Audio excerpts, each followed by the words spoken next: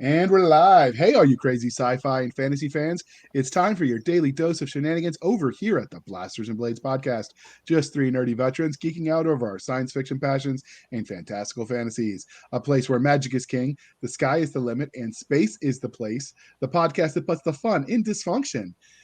So without further ado, we're going to let Mr. Darrin Drader introduce himself to you, dear listener, dear viewer. Hi, I'm Darrin Drader. I'm a writer, author, game designer. I've actually been working in the tabletop role-playing game industry for over 2 decades. I've worked for most of the major publishers, Wizards of the Coast, Paizo, done some work for Mongoose, so on and so forth.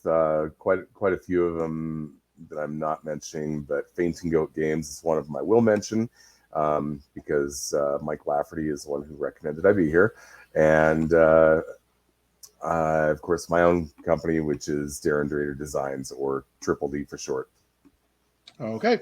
The next part of the introduction is how we first found them. And as he mentioned, it was through Mike Lafferty over at Fainting Goat Games. He had an episode which we've already interviewed him about, so you'll be able to watch that on Monday. But he was in issue 12 of the Blaster Bolts easing, which I also have an episode in. That was a lot of fun. The products are a lot of fun. It's worth hopping over to Drive Through RPG and checking it out, even if you're normally an Amazon or bust kind of guy. I'd still recommend it. The short stories are awesome. The pictures are great. The ads are hilarious. Don't think they're real, please. But they are hilarious. And yeah, so anyway, we are here to talk about you today. So the religion question, sir, are you ready for this? And I'm ready. Star Wars, Star Trek, or Firefly? So I have a pretty deep appreciation for all three of them, but I think I have the greatest amount of appreciation for Star Trek. Is it the holodeck? That's what gets a lot of people. No, it's not the holodeck. It's the fact that it is. It's a universe I'd want to live in. Fair.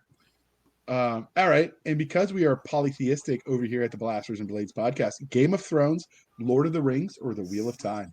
Definitely Lord of the Rings. You know, I ask these questions and I keep expecting one day someone will say something else, but The Lord of the Rings is sort of the fantasy that started it all. So I shouldn't be surprised that everyone else says The Lord of the Rings. Yeah.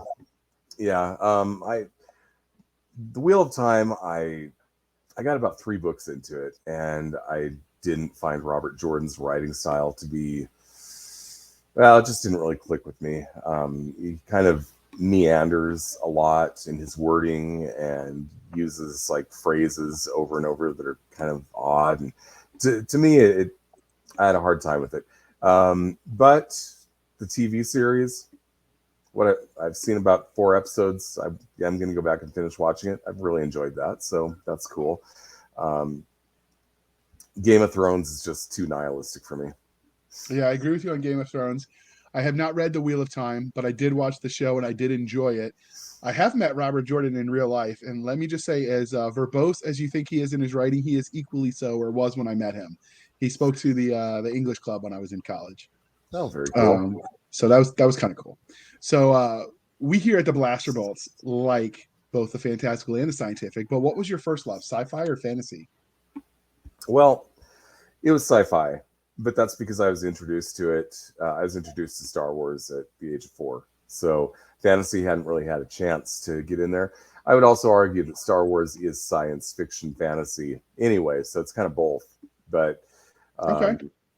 You know, after seeing Star Wars, that led to other science fiction TV shows and movies. And it really wasn't until I was close to a decade older than that I started actually reading fantasy and understood what that was about. Okay, so was the Star Wars your first memory of engaging in speculative fiction, or was there something before it? 4 is kind of young, so I don't know if you can top it. Well, I do remember reruns of Star Trek that my uncles watched before that. But the thing is, at that point, I was so young, I didn't really understand what I was looking at. I don't think I really appreciated it. So Star Wars is the first one that I actually appreciated. Okay. So what is it that you love about speculative fiction as a genre? Well, as a genre, it gives you a chance to dream. Um, you know, there's when you look out the window, you're going to see pretty much the same thing. I mean, we've got different environments here on Earth, but um, it's all Earth-like. We're familiar with all of it. If we haven't been there ourselves, we at least have seen the pictures and we know what it looks like and that type of thing. And speculative fiction gives you the chance to imagine something different. Um, different alien species, different worlds that might be covered in fungus instead of trees, or so on and so forth. And then there's the question of what are we capable of building? Can we build a space station the size of a moon, or a Dyson sphere, or can we overcome the speed of light and actually bypass the universal speed limit? Um, it's kind of it's a way to look at it's a way to look at the future and imagine what might be and what we might achieve, and it doesn't have to be tied back to our daily mundane lives. Okay, that is a good answer. Dare to dream and all. So, how did your love of speculative fiction as a genre transition to you writing novels and creating content in this space? Well, I always wanted to.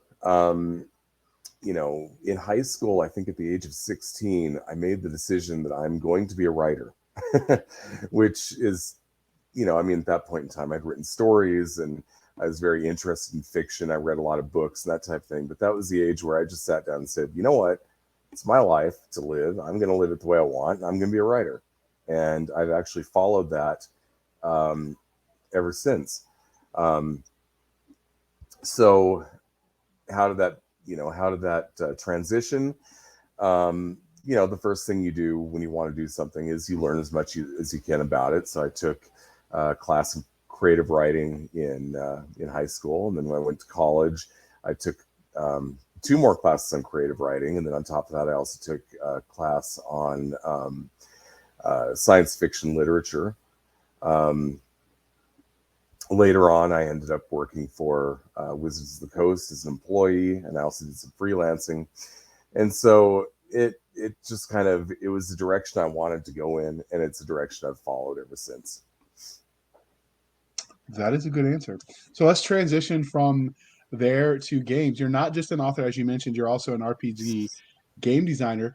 So, Hmm. how did your love of role playing transition into you getting work in that space? Well, that's an interesting story, I think. um, so in what was it, 2000 and I want to say 2000, or no, actually, I'm sorry, 2000, no, it's 1996 or 97, somewhere in there. I was actually working in the Seattle area. I was living in the Seattle area, and I was working at a place that sells computers. And I had heard one day that Wizards of the Coast, which was like literally less than a mile away from where I was selling computers, had acquired TSR. And that made me very excited because it had always been a dream of mine to work for TSR. Of course, they were in Wisconsin and they were kind of out of reach, and I had no desire to move there, and I really didn't even know how to go about applying for a job with them. Um, so I hear that they've acquired TSR, and at that point, I'm excited. Um, and then one day, a guy who I'm still friends with, Jim Butler, who was a TSR employee and then became a Wizards of the Coast employee, currently works at Paizo as their president, comes walking into the store, and I sell him a computer. And of course, at that point, I'm like, "Oh my God, you work for TSR? I'm amazed, and tell me what you guys are up to, and blah blah blah." And we actually got along really well. And he ended up leaving Wizards of the Coast and started up his own company called Bastion Press, and I ended up being a regular freelancer for him. But after that, it took me a little while to get me through the door. Um, what ended up happening was I was the company I was selling computers for went out of business, so I went to work for Sleep Train, selling mattresses. And then while I was doing that, I was finding sales just, not very rewarding. It's not something I really wanted to do long term. And so at the time, there were these Wizards of the Coast retail stores. So I walked into one, started talking to the employees. I was like, "Hey, is there a back door into Wizards of the Coast?" And they mean, like, what, retail? And I'm, no, corporate. And they're like, "Oh yeah, there's this one staffing company." Oh, really? So I quit my job in sales, got with the staffing company. They got me placed in Wizards of the Coast very quickly. And then from there, it didn't take that much time for me to make connections within the research and development team. They got me, I submitted some articles to Dragon Magazine. Those got printed, and then it moved on to the Book of Exalted Deeds, and then some Forgotten Realms stuff, and then D20 Modern Apocalypse. And things just kind of snowballed from there. But it for me, it was really just get on site, make the connections, and show them that I can actually do the work. So it all started with quality customer service, is what you're telling me. You could say that, yes, or you could say that it started with sales. Well, I was just thinking, if you had been one of those snarky, rude sort of salespeople that sometimes you have to deal with, you might not have landed your dream job. That's true. Well, I wouldn't say that. I wouldn't say that Jim Butler was instrumental in getting me through the door, but he did give me some opportunity once, after the point. Because as I was coming in, he was going out. Right. But it was more like that was the first TSR employee that I met, or the first Wizards of the Coast employee that I met. And I don't think he went back to the office and told people about me or anything. But, for me, it was like, oh, these people are actually here now. I'm actually meeting them. This is really cool. There might be a place there for me, So it was the spark that lit the forest fire of love for you. All right.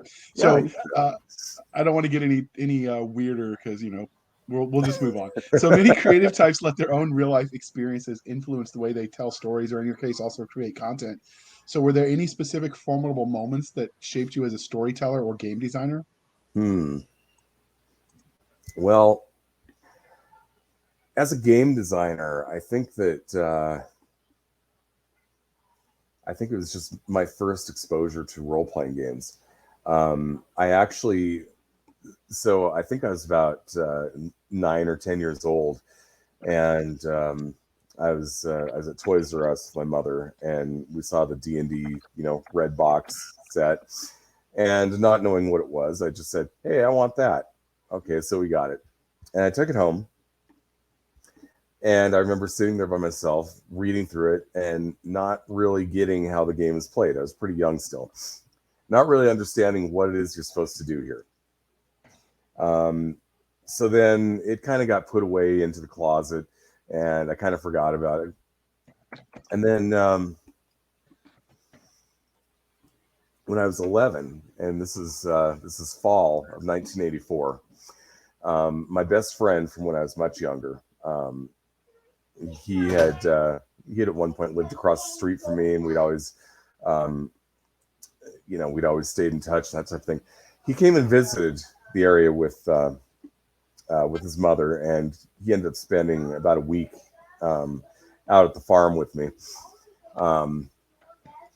And so, we were obviously kind of bored, and he's like going, "What do you have to do?" And he starts looking through my junk in the closet, and he pulls out the D&D box, and he's like, "Oh, you've got D&D. All right, we got to play this."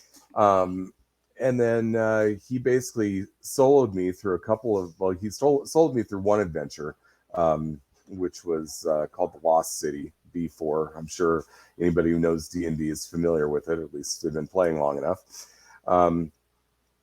And after that was just, kind of a mind-blowing experience for me, because now you don't just read about it in fiction, you can actually play it, you can actually be a character and that sort of thing. So I ended up going out to the bookstore where he was still there and picking up B5, which is Horror on the Hill, and then he ran me through that, and that kind of opened up the door to collecting D&D books and collecting more D&D books and trying to get a group together and eventually getting that group together and long-term campaigns and so on and so forth. It's one of those things where I kind of ended up having this real love for it, and in addition to deciding, hey, I want to write fiction for a living at the age of 16, I also kind of said I'd like to find a place for myself in the RPG industry as well. And eventually, like I said, I managed to make that happen. Well done, by the way. That's some dedication.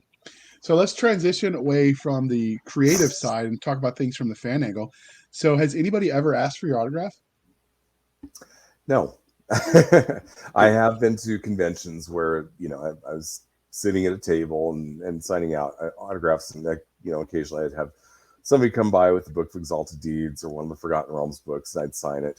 But has anybody gone out of their way to ask me for an autograph? No, not really. I can tell you, however, that Will Wheaton is the only person alive who has a copy of the Book of Exalted Deeds with the signatures of all three of the authors that worked on it. Wow. And that was my doing. So So did you get your own copy that was set with all the signatures at least? No, I didn't. That was a mistake on your part.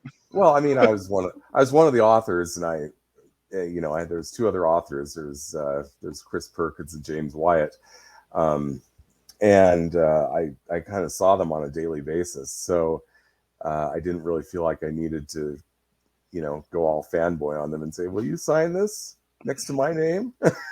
So I guess I'm enough of a historian that I want a copy of everything I write, and if I co-wrote, get one with signatures because for posterity's sake. But in the modern age, you don't necessarily have to know someone in real life to work with them. So some of these people, you've only met over the phone or whatever. Yeah. So it's not quite the same.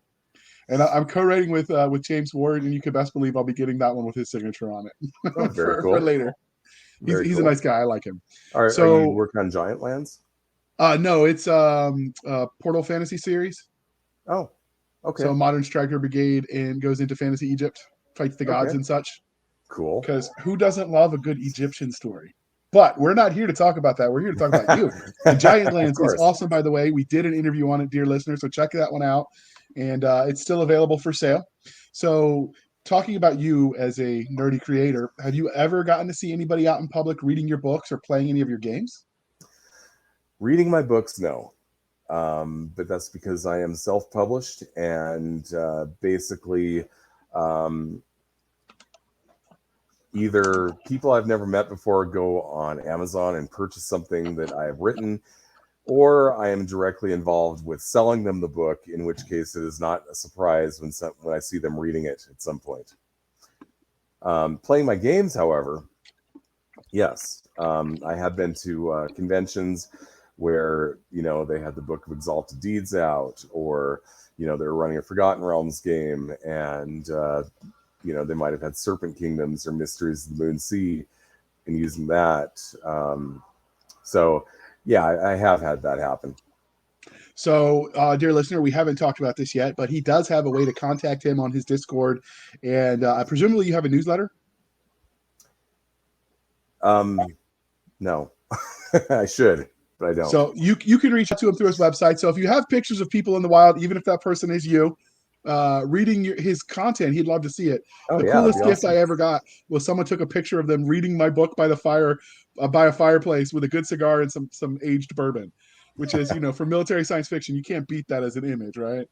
And really cool. You can't. So if you could do that kind of thing for other authors, they would always love to see it. So there you go.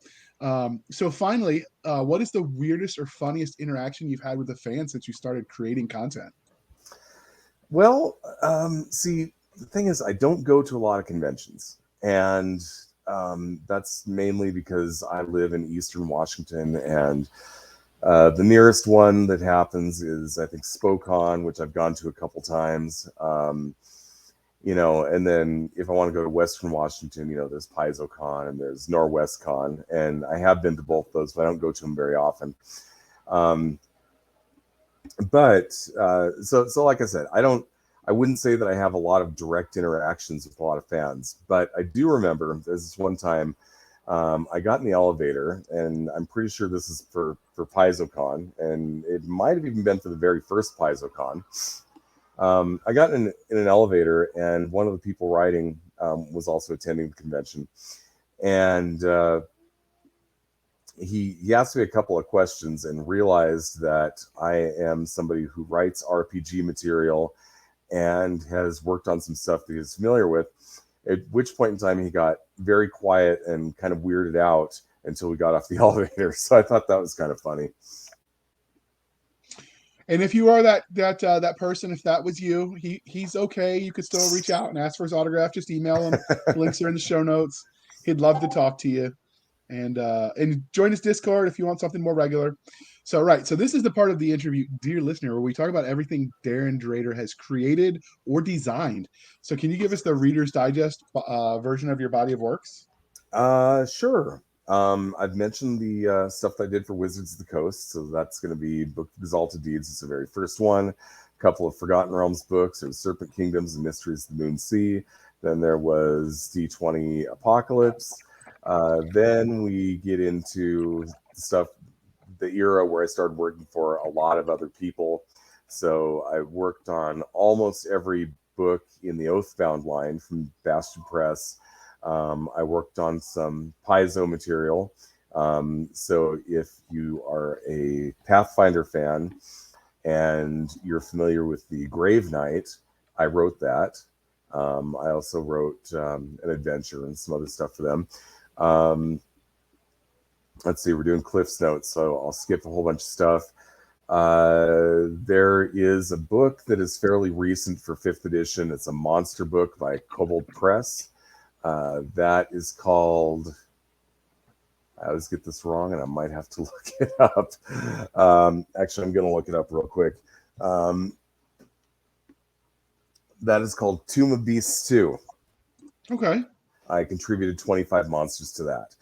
And it's a huge book, and there's probably like 400 monsters in it, so it's not like I contributed a huge chunk of the book, but it was actually one of the more significant contributions from any of the writers. Reign of Discordia, I did that. I'm now doing the Kickstarter. And I think that's probably, I've got something like 70 or 80 published credits. So I'm not going to go and list them all. No, that is understandable. Sometimes you can list them all because your authors are new enough, and others they've got like hundreds of titles out literally, and we don't have time for that. That's why we said Reader's Digest version instead of, at one point in time, I literally read them out, and when I realized one author, it was 5 minutes of me reading titles. I'm like, never again. Michael Anderley, I'm looking at you, boy. He's a nice guy though. So how does he do that? I know who you're talking about. I don't know how he writes so fast. I wish I could figure it out because I'd like to duplicate it. I'm just not that not that fast.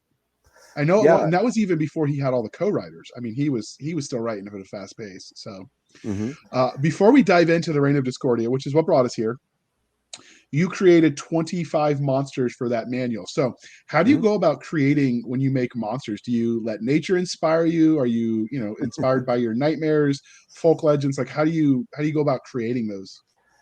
Well, I was working with Wolfgang Bauer, who runs Kobold Press. And a lot of it was just, I come up with an idea, I pitch it in a sentence or two, and I throw it at him and see what sticks. That's part of it. The other part of it is there were quite a few nights out on the deck with my wife drinking wine, coming up with the craziest ideas that we could come up with, such as the Butterfly Demon, which they actually used to market that book for the Kickstarter. My wife actually came up with that idea. She's like, "What about a butterfly demon?" And I'm like, Okay, how many wines deep were you at that point? Because that's unique. I'm going to take the fifth on that question. Fair enough. Fair enough. Few enough that you remembered it in the morning. Yeah, exactly. Exactly. So it ended up being a butterfly demon lord. We got two butterfly demons out of it. So we had the butterfly demon lord, and then we had the lesser one that serves the demon lord. So like I said, sometimes the ideas came directly from her twisted mind when we were talking about I think I potential like her monsters. already.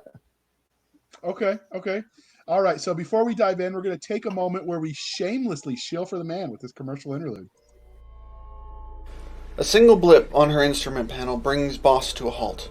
Alone on her spaceship in a remote quadrant, she drops below light speed and listens. Hearing a blip like that makes her heart pound. It means a faint energy signature from an unknown source, somewhere nearby, most likely a ship. Boss specializes in abandoned ships. She dives them for salvage. But this is like nothing she's ever seen, probably because she knows it can't be there. All of her knowledge of history, physics, and space wrecks says it's impossible. But if it's what she thinks, it could hold the key to a tremendous technological advance, one that no one in the universe should have. Called Page-Turning Space Adventure by Publishers Weekly, Diving into the Wreck by Christine Catherine Rush is classic science fiction at its most gripping. Find all 7 novels in the award-winning diving series at divingintotherewreck.com. All right, it's a great series, people. If you haven't checked it out, and while we just before the commercial break, you told us about all the products. Well, the Reader's Digest version, Mm-hmm. and for you youngins, Reader's Digest is just like it means it's the shortened version. All right. Um, while those all sounded fascinating, we're here today to talk about your Reign of Discordia Kickstarter. So, where did you get the premise for this universe that is Discordia? Okay, so basically, this came from back in 2007, late 2007, early 2008, something like that. I was working with a group of game designers called the Were Cabbages. It was a game designer guild, and a lot of that work ended up being done for Paizo. But it was also, we kind of referred people to other publishers, and I ended up working with what was then Reality Deviant Publications. They're now called Gunmetal Games, That's a good and name. I like it. yeah, they have a really cool name. So at that point in time, David Jarvis, who runs that company, was interested in a science fiction setting. He wanted to publish a science fiction setting that was compatible with the True 20 rules. And True 20 rules were kind of a simplified version of the regular D20 or D&D rules, third edition. So anyway, he asked me to basically do something, and I came up with a proposal and sent it to him. He's like, yeah, go for it. Cool. So basically, the the idea kind of came to me one time when I was out for a walk. Like, what am I going to do about this? That's different than what else is out there. And at the time, Star Wars was doing the expanded universe. So in the Star Wars universe, the Empire falls, and then the New Republic picks up and kind of makes things better. And they still had all these stories they wanted to tell and everything. But so my question is, well, what happens if you've got this evil empire and it falls, and there's nobody who wants to pick it up and put it back together and make things right?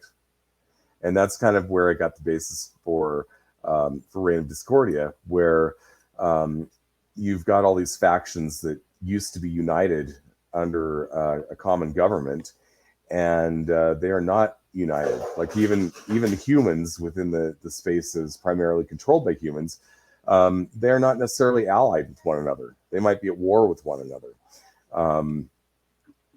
So in the first edition of the game, there was an alien species that still posed a threat to the former Imperium worlds. They're called the Rotilic, and then they're actually dealt with at the end of what was meant to be the first edition's kind of life cycle. And then I had actually had plans to do a second edition, like even way back then. So we never actually got around to publishing the end of that story arc, due to the fact that Gunmetal Games decided to discontinue Reign of Discordia in favor of focusing exclusively on Interface Zero, which was the cyberpunk, the cyberpunk genre game, and that was for Savage Worlds. So basically, David ends up turning Reign of Discordia over to me. So at that point, I actually owned Reign of Discordia lock, stock, and barrel, and I had my hands full of other things. Didn't really get around to it. But so now we're getting to the second edition, and the Rotilic had been basically dealt with. But part of dealing with the Rotilic involved using a piece of technology that you could call it super science, and it destabilized the world of, destabilized the star of the Lamagos homeworld. Now the Lamagos they look a lot like humans, except they have blue skin, and they're naturally totalitarian. Well, I wouldn't say naturally, but they have a strong tendency toward totalitarianism and we'll just say military adventurism. So when they found out their homeworld was going to be destroyed when their star went supernova, they decided to basically militarize, and it basically just adds to the chaos. But that's where we're at with the primary background storyline for the second edition. That's basically what's going on. So it's kind of like if you were a character in our world during World War II, it wouldn't matter where you lived in our world. World War II would in some way shape or color how you see things, or or it would directly affect you. You might be part of the war. That sort of thing. So that's kind of that level of event that is going into second edition. Okay, that's a lot to think about. So before we dive too deeply into this world, we're going to look at this cover. That's, well, at least the cover as it is on the Kickstarter at the moment, because this is Kickstarting. We will get into it. But what can you tell us about this art? Like, how did you come up with this art style that we're looking at? Because it definitely has a unique feel to it, but I'm liking it. So what I wanted to do is I wanted to have something that was a collage. Something that would show the fact that there's space battles, it shows some of the aliens, and that's that's what we ended up doing. And we sent that off to the artist, and he did an amazing job. He did. And before we move on, because I'm going to show some of the art that's on your Kickstarter page, because that's obviously public, and we'll talk about the style a little bit. I noticed on there that you mentioned that the Kickstarter is funded, and people that aren't familiar with Kickstarter would say, okay, well, maybe that means they don't need my money. So can you make the pitch about why someone should support a funded project, even if, in theory, it's going to happen because it's been paid for? Well, first of all, there's the rewards. You kick in to help out the project, you're going to get the game. You're going to, if you just do the Kickstarter, you're going to get either the White Star edition or the 5e edition, or both, depending on what you choose. And you might also get my copy of, or a digital copy of Neurogenesis, which is the novel that I wrote and released about a year ago that ties into the setting. And then after that, if you actually do the all the stars, then you'd be able to get a copy of all of those things, or at least a printed edition of the 5e version and White Star at cost, because those are going to be print on demand. Okay. So there's the rewards aspect. There's also the more money we have to work with, the better we can make the book. Some of the interior art that went into the original one, I'm not crazy about it. The artists literally, I'm not going to mention the artist's name, but The artist that we had initially hired, he turned over some pieces that we felt were kind of less than inspired. So we went back to him and said, we'd like these changes. And instead of making the changes, he actually walked off the project. And then at that point we were scrambling because we needed to hire a new artist. Oh, that's the worst feeling in the world. Yeah, well, fortunately that wasn't my headache at the time. That was Dave Jarvis's headache. But so we end up with actually some really nice pieces from some various artists after that. But we also ended up with some ones that made it into the book that we really feel just kind of missed the mark. So we want to eliminate a lot of those pieces that we feel missed the mark and replace them with better ones. And this is also going to be a bigger book, so we need more art. So basically, if with your support, we can hire artists to give us, higher quality images for the book. We can give you more content because, frankly, the higher this project funds at, the longer I can work on it. I'm a full-time freelancer. This is what I do. So, if this thing funds at say 10,000 instead of 4,000, that's extra time I've got to work on it, which means more things that are going to end up in the book. So that's basically what I would say the advantage is. The more that we get out of the fundraiser, the better book you're going to end up with. And I would also say that the higher it funds, that's also going to indicate the level of support that we give it after the Kickstarter as well. So if you want additional material, then and we will be supporting it regardless. I'm not gonna say if you want additional material, kick in a whole bunch of money. No. What I am saying is that the more money there is, that'll be an indication of how much more material there should be. Okay, and we are going to zoom back out so you can look at some of the other art. Is that what we're looking at? So what can you tell us about the people in this image? What kind of races and stuff are we looking at? This is from your Kickstarter page, obviously, some of the featured art. Yeah. So what you've got there is you've got a Talonite rogue. So that's the guy in the back. He is from an insectoid hive-based species. They're very loyal to their queen, and they can actually, their appearance can be adjusted, or I should say, their body form is actually created by the queen to do specific jobs. So in this case, that guy's a rogue, so he's long and lanky and that sort of thing. Next to him is a Lamango Soldier. You'll note that he looks very human, that he's got blue skin. And we kind of went with a Soviet Union style look for their society. And this guy is outside of battle armor. The battle armor that these guys wear, it's very distinctive. It's black. It's there's like blue lights where the eyes are, and they look pretty sinister.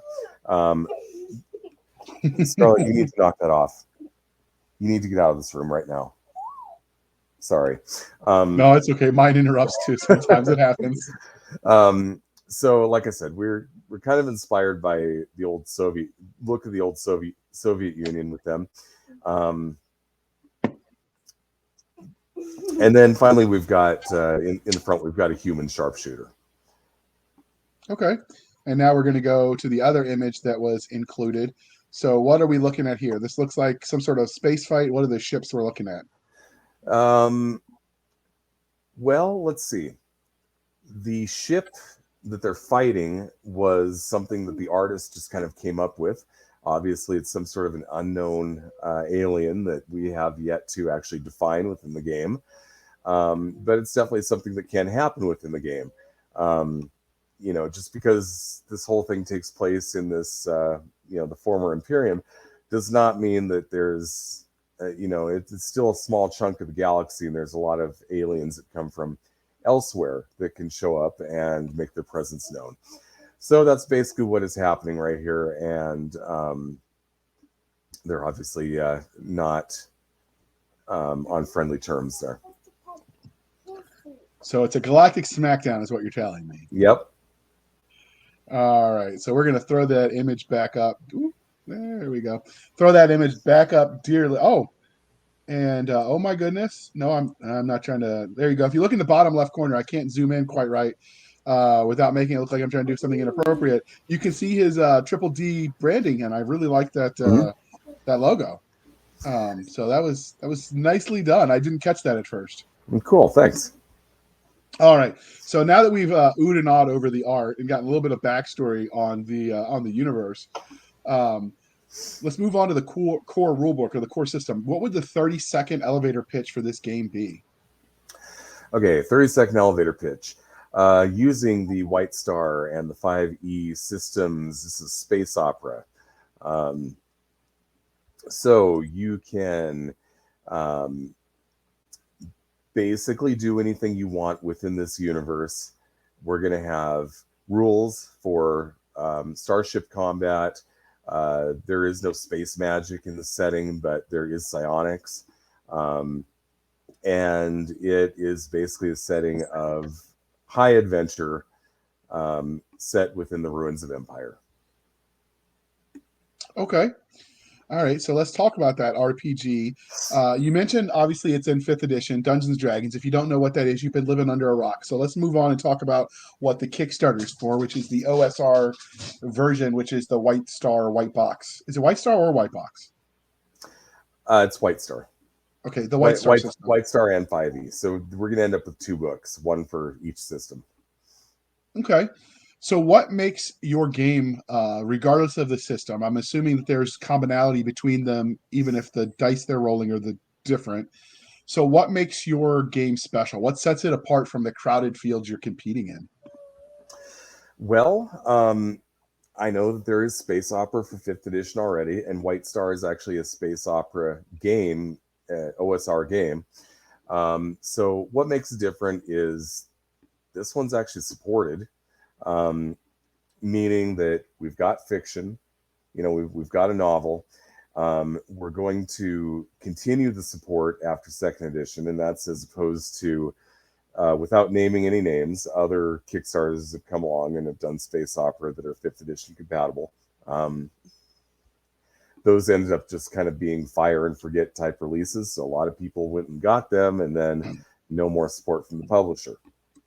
I'm going to continue supporting the setting with scenarios and more in-depth world write-ups and organization write-ups and things of that nature, so that if you're following along and you've got these things, eventually you're going to have a really good, solid understanding of what the setting's all about, and you'll be able to set your own games within it, feeling confident in the material that you're working with.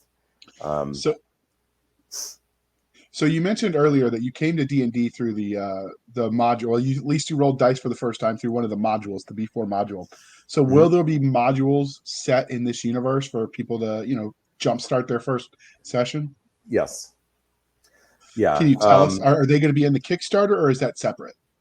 So there's going to be, there was initially a module for Reign of Discordia 1st edition called Virus, and I haven't decided yet whether or not that one's getting converted, but we are tentatively calling the first 2nd edition adventure Lamango's Hellhole. So that's going to be actually in the core book. And then after that, like I mentioned, the support that we're going to have, some of that is going to be adventure material. And what I'd like to do is, over time, have those, some of those adventures will link up to tell the larger story, the main world events that are happening in Reign of Discordia, from kind of the beginning of where we're at, where the 2nd edition begins, to the point where that story is resolved, and potentially the start of a 3rd edition, or the kickoff of a new story arc or something like that. So, for those that are new to this Reign of Discordia, they obviously they found it through this episode. They know there's a Kickstarter out there for the second edition. Where, if they wanted to get the first edition to sort of build, because a lot of people are collectors or completionists, so they want it all, right? Is the first edition still available for sale? Would that potentially be on your website? So you can still get the first edition. When David Jarvis allowed me to take on ownership of the Reign of Discordia intellectual property, I did tell him that it was fine with me if he keeps the originals up for sale so he can make the money off it. So if anybody wants to go and purchase those, they are available through drive-through. There was a traveler version, although I have to say that I can't actually recommend that one. Okay. Is there any plans? So aside from the game engine that runs them being different, is the first edition is set at a different time in the universe. Right. Is there any plan to convert those to the White Star or 5e? Not right now. So one thing that I want to that I do think is important is that you can play in both eras of the game. So if you want to be running in the first edition era when the Rotilic are still a major problem and that sort of thing, you can definitely do that, and the game will support that. And there will be information in the book to support that. But then, kind of the current year for the setting will be 10 years after the fall of the Stellar Imperium, or 5 years after the first edition. Okay. All right. So was there, and we've covered a little bit about the world that the Reign of Discordia takes place in. Was there anything about the world itself that you thought people that are considering this Kickstarter need to know that we haven't discussed since we started talking today?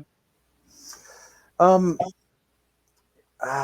can't really think of anything that, we haven't, there's a lot of specifics. I mean, we can go over the specific alien species that show up in it. But I don't think that's necessarily something that people are going to want to hear about right now. I think that's more the type of thing they're going to want to look at and read about when they actually see the book.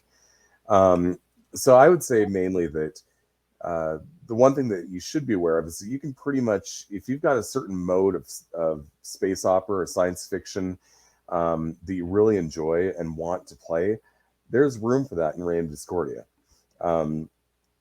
If you are just wanting to, go out there and fight the space fascists, that's the Lamagos, and you can have a great campaign where you're doing, hit and runs and big battles and things like that, and that can be your game. If you are more of a fan of the space western, there's a section of the world where they're literally, it's mostly colony worlds. So you can have a game where you're running a little freighter, picking up stuff from one world, dropping it off in another world, and having adventures in the meantime, similar to Firefly. I was just thinking this sounds very Brown Book friendly. Yeah. And if you're into exploration, there's a lot of unexplored space, both within and outside of the Imperium. So if your thing is, you want to come up with a world and do a session or two around what might happen when you're exploring that world, you can do that.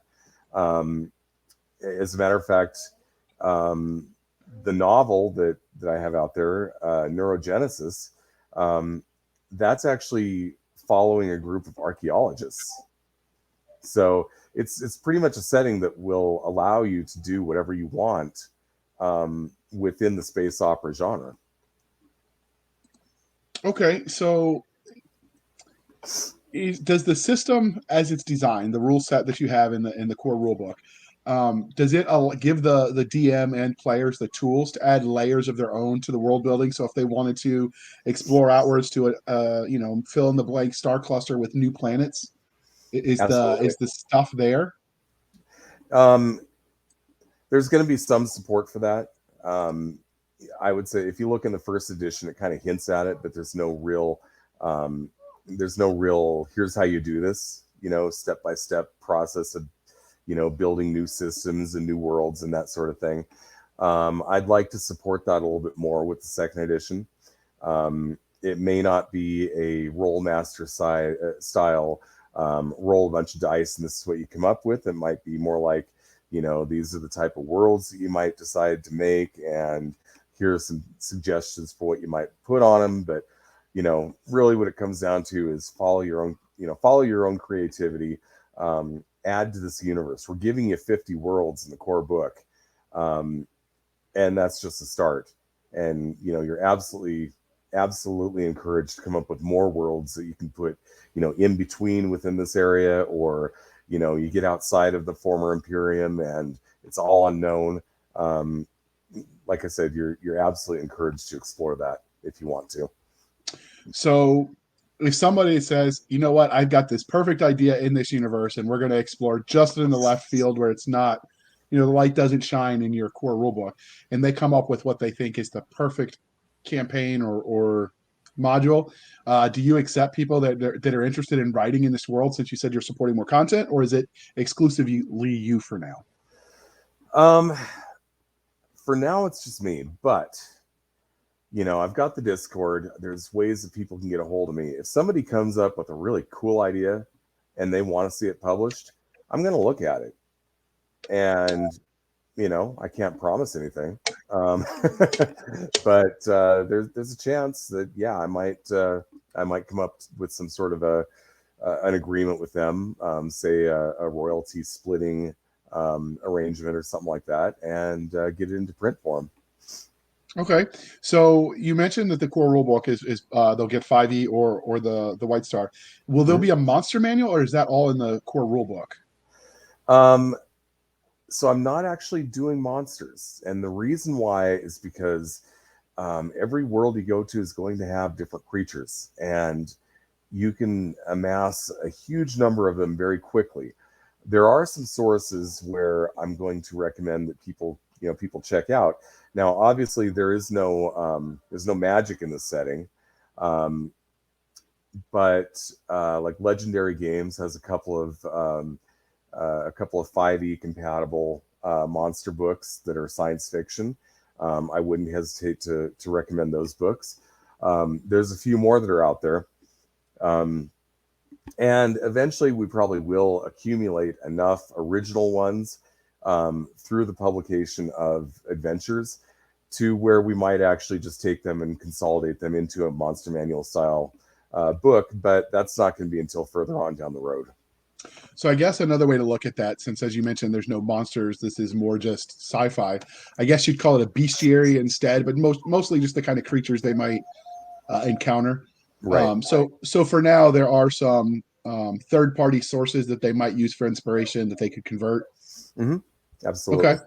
So for players that come at the role-playing game through the fantasy side with like Dungeons and Dragons and the like, or Pathfinder, what player classes can they play in this system? That is something we're actually not elaborating on too much, and the reason is because we are still kicking some ideas around on that. You will have a roguelike character, you will have a sharpshooter type character, a soldier type character. So basically, if you would normally associate it with science fiction and space opera, or even the modern day, we're going to have some representation of it in the book. Okay. You mentioned that this is going to be fully supported with future updates. So obviously this is just you speculating, nothing is set in stone, but what kind of updates do you think you're going to have for this system? Well, like I said before, I'd like to take the worlds, and each of those 50 worlds I mentioned is going to be taking up about a page on within the book. I would like to take some of the more interesting ones, or maybe eventually all of them, and turn them into 5,000 word supplements, which you'll be able to buy fairly cheaply. So we'll have that. if we come up with, or somebody submits a class that works well in the setting, we might put that out there. We might go into more depth on some of the organizations that are mentioned in the book. So basically what it comes down to is you're just going to get each of the supplements, and then adventures, but each of the supplements is going to just kind of take one of the areas that's in setting and do a deeper dive on it and give you more information. Okay, but can they make a run with their space fighter through a trench of some sort to destroy a large structure that people might or might not be familiar with? If the GM wants that, sure. So how much more, having only role-played fantasy, there's not been a lot of call for maintaining or controlling vehicles in my campaigns. So how difficult is that to manage something like space when you've got everything is now in 3 dimensions? So first of all, there's not really a good way to do 3 dimensions on a 2-dimensional surface. So unfortunately, we can kind of forget that idea. But, excuse me. The idea is a lot of people who have run, have run like space battles in their RPGs. A lot of people kind of hate it, and the reason is because you're basically taking the rules of the role-playing game and adding another layer of rules in between the players and the game they're trying to play. And it's my design goal to make that extra layer of rules as transparent as possible. So what that means is that when doing a space battle, there's still going to be an initiative order. The captain is going to give orders. They're going to either inspire, or they're going to there's a few different actions they can take. And then it's going to go to the next player, and that player is going to be able to, if they're the engineer, they might try to effect repairs or fix shields or that sort of thing. And that'll be a skill roll. And then the next player might be the helmsman, and it'll be their job to steer the ship. So the idea is that everybody has something to do. And then when we get to the non-player characters, the GM is going to be able to quickly look at their ship sheet and say, well, we're on fire. We're on fire. We need to make some repairs, or we need to put out the fire, and we need to shoot, and we need to raise shields, or that kind of thing. The idea, though, is to keep the to keep it so that it's still streamlined. There are some systems out there, such as for like what Paizo has for the Starfinder system, where the system already exists, and we could literally use the open game license to take that system and plop it down in our game as is. But we're not doing that because we want to make this as streamlined as possible, and thereby easier and faster for the players. And there's also going to be 2 modes that you can play. One mode is going to be you're sitting here and you've got say you've got several ships out on the field, and it's going to be done on a hex grid. So you're worrying about the movement of every ship and where they are in relationship to each other, and the other things that might be out there, like a planet or asteroids or that sort of thing. The other mode is going to be the quick and dirty mode, which you're probably only using if the characters are only in one ship. Say a freighter that's got tons of armor on it and has been outfitted with a quad laser cannon, or a fighter, or that sort of thing. And they only have like 1 or 2 opponents against them. Like I said, this is quick and dirty. So basically, you've got this the circular thing that you're going to have in front of you with your ship in the middle, and it's going to be divided into quadrants, and it will show where the other ship is in relation to you. So they might be at long range to port, or they might be very close to you at short range, right in front of you. And the idea there is you only need to worry about that much information to run the game, and you don't need to break out a hex grid for that. So you mentioned the hex grid. Will there be maps on this in the core rulebook, or is that something that'll come later? It's basically going to just say use a hex grid. There might be some maps that are related to the individual scenarios. So you might be, the scenario might be like, take your ship and overcome some fighters and land on this planet or something like that. So that might be that type of thing. If it's a larger battle that we're setting up, we might have, a hex map with a number of different groupings of ships that interact in some way. So it kind of depends on what what's needed for the scenario. I couldn't begin to imagine the difficulty of trying to map out a 3-dimensional galaxy on 2-dimensional space anyway. I know there are mapping programs out there. As an author who tried to organize a universe, I know they exist, but man, trying to run it and it's difficult. Do you at least say point A to point B is X number of light years, so it takes you X time to get there, kind of thing? Yes. Okay. Well, that's a lot to think about. Yeah, I mean, it's a 2-dimensional map of the universe as we know it, or it's actually just a section of the galaxy, and a relatively small section at that. But it is 2-dimensional. It is top down. It doesn't really take advantage of 3-dimensional space because I'm not aware of any way to do that. You could always just put points on a map and then give it a value of plus or minus, and that's how far off the center plane they are. But at that point, you're kind of putting in more work than I feel is really necessary. And I don't think the players are going to necessarily care that much how far off the center plane it's going to be. So I think the 2-dimensional map is adequate.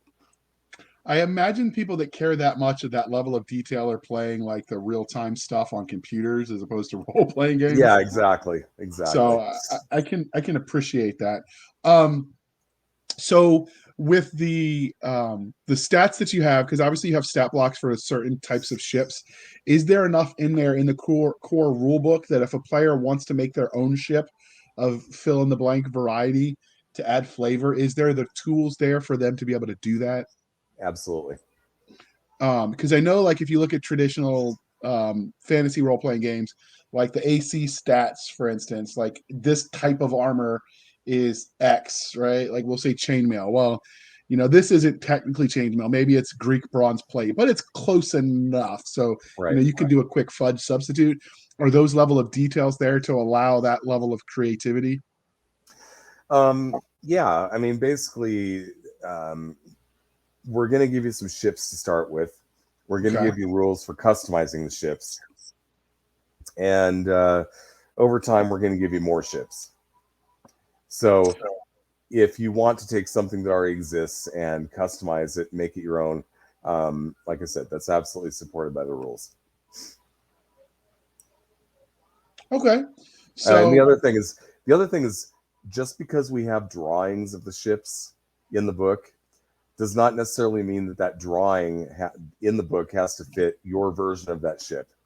A destroyer, we show you what a destroyer might look like, but this might be a Talonite destroyer or a Lamagos destroyer, and you might come up with, if you're artistically inclined, you might come up with a different look for that ship, and that's totally cool too.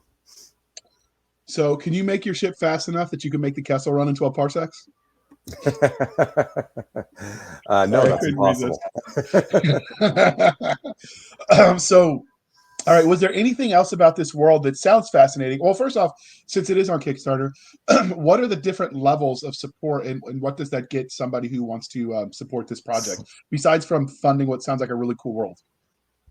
Okay, so For $20, you get the PDF of either the White Star edition or the 5e edition.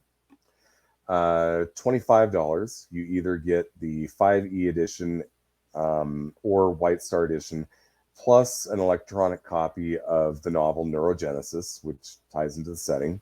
I'm going to have to actually go look at this because I know that I'm going to skip something if I don't.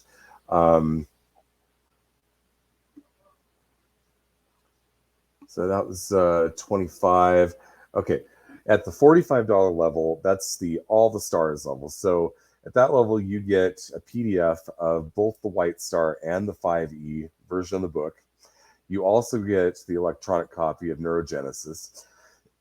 In addition to that, we're going to put the books up for print on demand. And we're going to do that if you back at the $45 level, we're going to do that to where we're not making any profit whatsoever. So basically, it's either going to be through drive-through or through Lulu. And you just go there, put in your coupon. They will charge you whatever it costs to print and ship, and that's it. And like I said, we don't make a profit on that. If you back it at a lower level, yeah, we're gonna add a little bit of profit into that. So that's kind of one of the big advantages of the $45 level. We also have some what you call whales, I guess. The first one is for $165. You get everything at the $45 level. Plus, I will personally run a game for you online. At $450, we will collaborate on a piece of short fiction, in addition to everything that was in the $45 level. And if you really like the setting enough to put $5,000 into it, I will hand deliver a printed version of the game. You'll get everything at the $45 level. I will hand deliver a version of the game, or the printed version of the game, of both White Star and 5e. To your home, wherever you live, as long as it's in the continental United States. And while I'm there, I will actually run a game for your group. So that's kind of the deluxe thing. And I can't imagine you get many takers on that. I actually have one. Wow. Okay. Congratulations. Now, I have to qualify that a little bit because they are what you would call a silent backer, meaning they are putting $1,000 through the Kickstarter. The rest of it isn't going through the Kickstarter, and that's because it's a bank issue. So we're kind of handling that off Kickstarter. But the total amount that we've raised is actually $4,000 more than what the Kickstarter currently shows, and it's because of that one particular backer. They're also not from the United States, but we're making arrangements to meet up at some point, either at Gen Con next year or somewhere local to me in Washington State, and run it that way. Okay, that is cool. That is cool. If I had that much scratch, I might take an effort at that. So buy more of our books, his too. Yeah. We before we move on, because we talk about the Kickstarter, we want to talk a little bit about you as a game designer. Mm-hmm. You mentioned that you have a novel set out in this world. Is there plans, when you talk about this system being supported, is there plans to add more fiction content to this world, or will it mostly be the game at this point? Current plans are mostly the game, and that's because of the fact that that's what people are interested in. That's what's bringing them in, and that type of thing. However, I do have a group of characters that appear in Neurogenesis, and the plan was always to continue on with their adventures. And that's actually the story in Blaster Bolts is a prequel to Neurogenesis. So I would very much like to revisit those characters in the form of fiction and continue on with that. I don't know when it's going to happen. I've got a pretty good idea of what the larger story is going to be, and so yeah, let's just leave that one with a solid maybe. Okay, so if somebody read that story and they absolutely loved it, is there any chance they encounter those characters as NPCs in the game? They will be statted up as NPCs in the game. Yes. Oh, freaking standing. That makes it even cooler. So let's talk about, that we've talked about the Kickstarter. As usual, dear listener, the link will be in the show notes. As you are viewing this, it will still be live. So if this sounds cool to you, at least back it at the level to get a copy of the PDF and show some love. If you don't catch it in time, if you're watching this, a year later, whatever, sometimes happens, it will be for sale on DriveThruRPG, correct? Oh yeah, absolutely. Okay. So as a game designer, we're going to talk a little bit about you as a creative game designer since we have a little bit of time. So how do you go about creating immersive worlds without stunting the role of the game master and the player when it comes to universe creation? The general idea is to give them the information they need to run it. In other words, tell them, what's the flora and fauna like? What's the, what's it like? In terms of weather. Is it a forest world? Is it a desert world? Is it more like Earth, where there's a variety? Who's in charge? Who the groups are? What power groups are going to be there? And then basically the GM can come in here and say, well, I like that, or I'm going to take this group over here and they're going to be doing something in this world and the characters can get involved in that and that sort of thing. So the idea is to flesh it out enough to where you can visualize what it looks like if you're actually there, and then put plot hooks out there. And then the GM can use those plot hooks, or they can choose not to use those plot hooks. They can do pretty much whatever they want because it's their setting. Okay. So before we dive a little bit deeper into the broader Q&A that is gaming, let's talk about the low-hanging fruit. Now, you came into gaming in the 96, so you watched it be revolutionized with technology. So do you think on a fundamental level, role-playing has changed because of the way people engage with like Discords and Zoom and Roll20 and all that things? Or do you think at its core, gaming is still the same? I think that the main thing that the different communities out there have led to is people want to run in a certain game system they can, because they're not looking around for players in their local area. And then they can take it to things like the Roll20 online gaming table and run their game there. So I think that in that way, it's allowed people access to games that they otherwise wouldn't necessarily have been able to do. And a lot of that has to do with just the fact that there's so many people out there who the only game that they're going to play is D&D. The only thing they want is fantasy. And they're really not interested in science fiction or modern day or, all these other varieties. They're just like, I know D&D, that's what I like, that's what I want to play.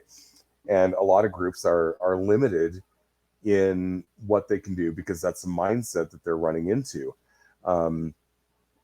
So I think that what that translates into is there's more people from everywhere playing games they wouldn't, that they want to play. I hadn't considered that aspect of it, but it makes sense. Mm-hmm. I grew up in a Navy town, so everyone was always moving. So it makes sense that would allow you to find, to stay in touch with an existing game. But I hadn't considered the difficulties in finding tables to play at other than, the 800-pound gorilla in the room. Mm-hmm. That's actually something to think about. So I've run into that myself with my own, my own group of gamers. I've been friends with the same group of guys since high school. Here in town, but to try to get them to play something else is nearly impossible. So I actually started up through Roll20.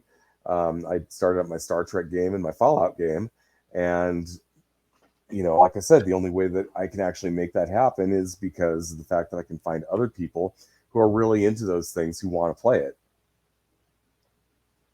So is your Fallout game like sponsored by the Fallout publishers, or is this just something you're doing? I wouldn't say sponsored, because sponsored means they actually, usually give you product to give away. what it is, Modifius Entertainment, they're the company that makes the 2D20 system, and they're the ones who have the license to do the Fallout game. They've actually got a streamers section of their website, and we're listed there with the other people who are streaming their Fallout games. I feel like such a bad nerd because I didn't know Fallout the universe was actually an RPG as well, because I played the video game obviously on the Xbox, but I didn't realize it existed in dice form, which is kind of cool. It's fairly new, and it's something that a lot of companies have been trying to get off the ground for a long time, and Modifius finally pulled it off. I forget what the name of the game was, but all the way back when 3rd edition was a thing, Right. there's a company that was contracted to do Fallout, and it would have been compatible with D&D. It was using the D20 system, and they actually ended up pulling the license from those people, and they had to put it out under a different name with obviously different art. And then Modifius, I guess first they did a miniature, or no, they just did a board game, and I think Bethesda was like, "Wow, that went so smooth. We'll just go ahead and give you the RPG license too." And so it's out, and it's a lot of fun. It sounds like we'll have to check that out, and we'll have to link to your YouTube channel. Is that where you run your game, or is it on Twitch? I run it on Twitch, but I post the videos up on YouTube. All right, so we'll link to both then. So you've mentioned that this game obviously is space opera, and D&D traditionally is fantasy. So are there any genres of fiction that you think make a better are better suited to translation into a gaming medium, or do you think any fiction can be converted? Well, it kind of depends. I mean, I think that if we're talking about science fiction or fantasy, probably anything could be turned into a game.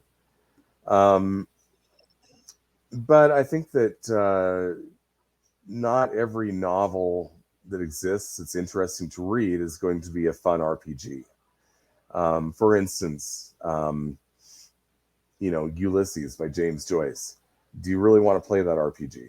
I think Right. that I think it needs to have action. I think that's fairly important.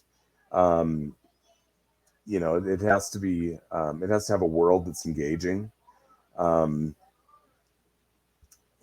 I think that to go along with that, the novel or the fiction can't just be like headspace kind of stuff. If the real action is what's going on in the character's head, how interested are you going to be excuse me, sitting down at a table with a group of players, kind of having those conversations or those interactions? I think it would be a completely bizarre experience and not something I can really imagine. So, like I said, I think it really comes down to action, diplomacy, skill use, that type of thing. So teenage angst need not apply. Got it.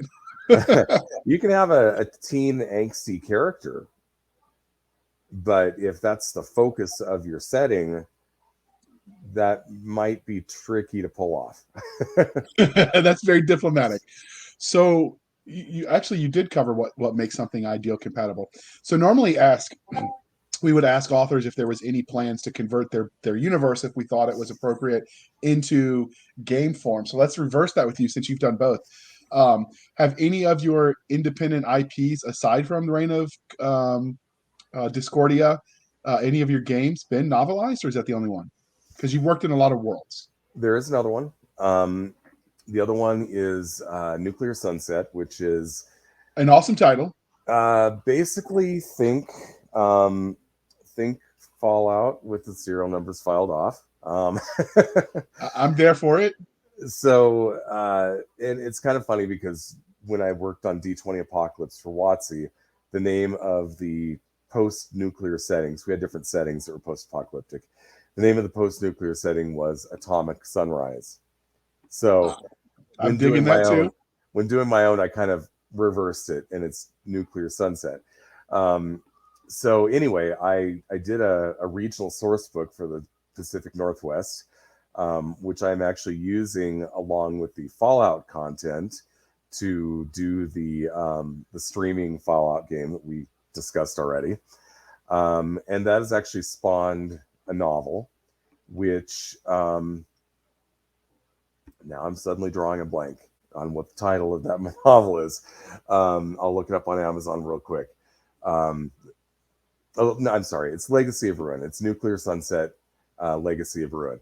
So if you're interested in a post-nuclear, post-apocalyptic setting that takes place in the United States Pacific Northwest, that might be a fun book for you to read. Lots of mutants and a story that I'm kind of proud of. And that's actually currently, Nuclear Sunset is actually currently owned by Vigilance Games, but I am in negotiations with James Dawsey to get the rights back to Nuclear Sunset in the near future. Okay. All right. So before we do the wrap up portion of this interview, if you could work, and obviously you've worked in some iconic ones, so maybe you already have, but if you could work for any gaming franchise, is there anyone you haven't worked in that you'd love to? The only one is actually Star Trek. And like I said, I am streaming a Star Trek game, but I've had some talks with the guy who kind of runs Star Trek for Modiphius.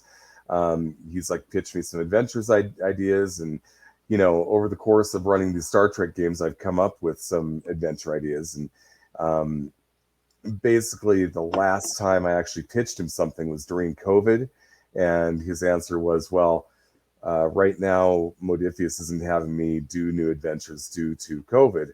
And since then, I haven't pitched him anything new. So I have a feeling that sooner or later, something's going to work out, and I'm going to get to do something in Star Trek. But I've got a lot of other projects that are current and frankly, as a full-time game designer, are paying me. So it's something that I want that to happen sooner or later. And hopefully it will.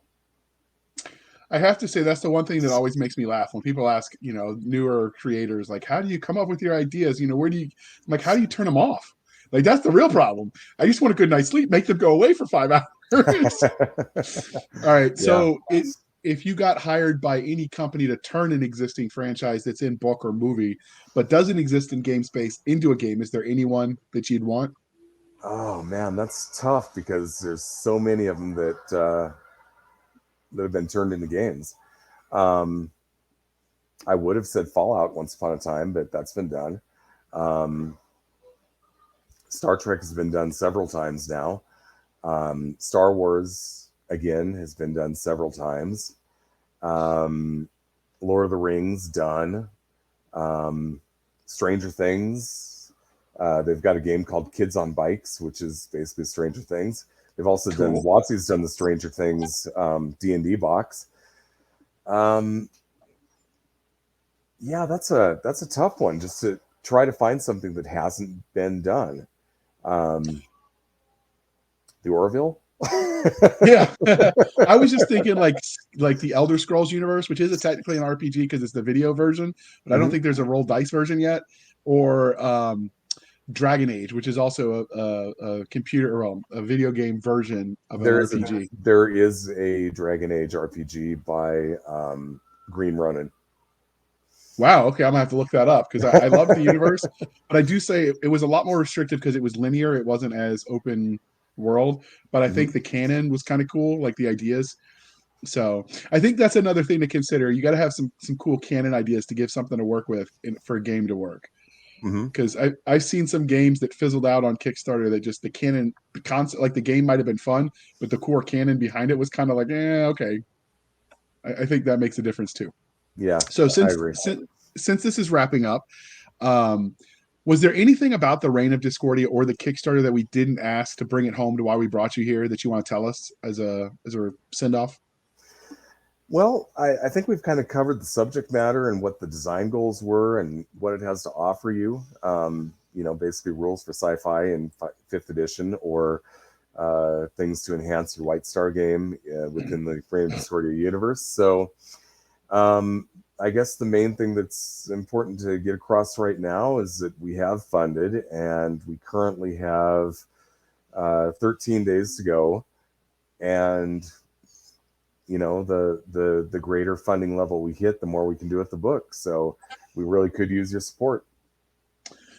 So that's a question I didn't ask that I promise we're wrapping this up, dear listener.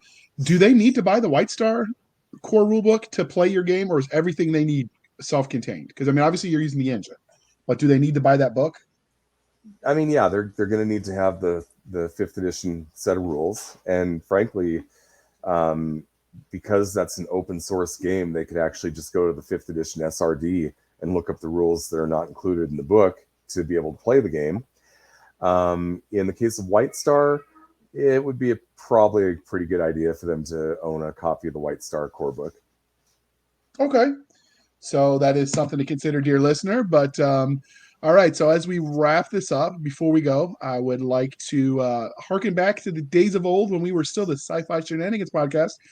And remind you to please be kind and speak your mind on the reviewing platforms. Your reviews help the right readers or gamers find the right books or games. So I promise you, if you buy it on DriveThruRPG, you can review the product over there. If you buy the stuff over on Amazon or Lulu is the print on demand, you can also review the products. So do your part, people. And if you want, start a blog, review it there, get a YouTube channel, Twitch channel, whatever. All the things, your reviews and thoughts matter. And you help the right... build the right community of like-minded folk. So do your part, dear user of the content. Having said that, in our obligatory please rate and review, Darrin, can you tell listeners how they can find you?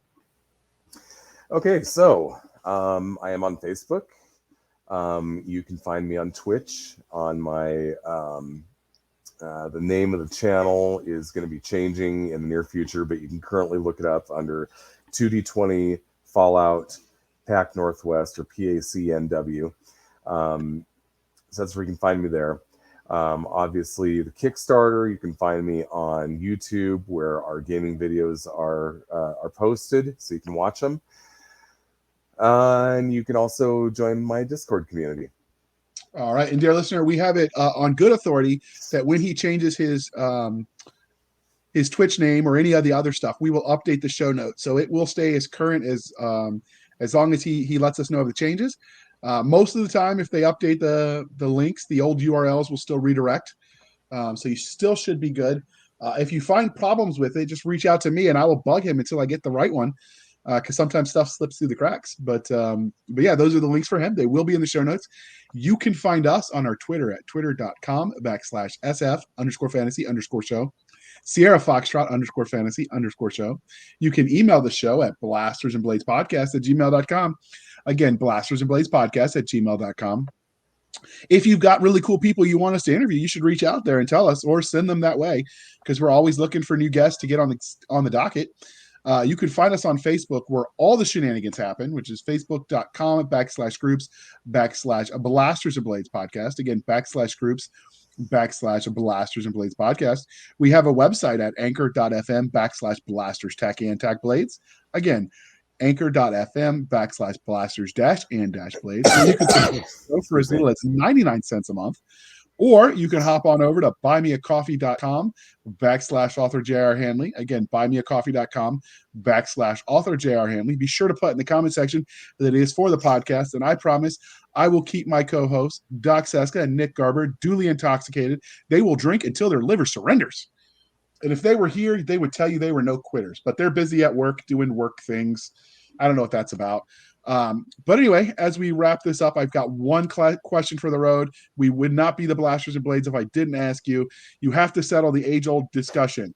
Do you put pineapple on the sacred pizza or not? Oh, heck no. No way. Okay, you get to stay. Doc, see, he sided with me. Oh, yeah. All right.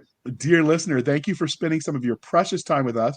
For Nick Garber and Doc Cisca, I am J.R. Handley, and this was the Blasters and Blades podcast. We'll be back next week at the same time, where we'll indulge our love of nerd culture, cheesy jokes, and all things that go boom.